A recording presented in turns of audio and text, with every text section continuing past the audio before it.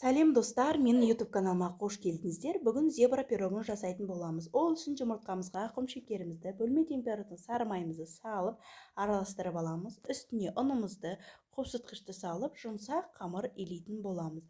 Оны холодильникке 30 минутқа қойып қоямыз.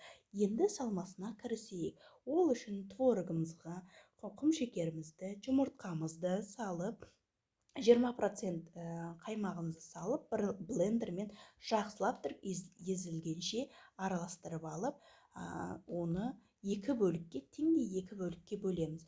Бір бөлігіне кукурузный крахмал саламыз, екінші бөлігіне какаоны салып, араластырып аламыз. Холодильниктегі қамырымызды алып, мен 24-25 сантиметр форма қолдандым. Соған жақсылап тұрып қамырды жайып аламыз да, үстіне салмасын видеода көрсетілгендей бірінен кейін бірін құйып, узор жасап аламыз.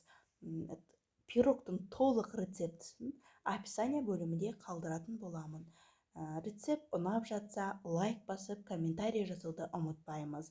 Ас болсын, міндетті түрде жасап көріңіздер. Өте дәмді болып шығады. Балапандарымның өте қатты ұнады. Дәмі деген керемет болды. Ас болсын.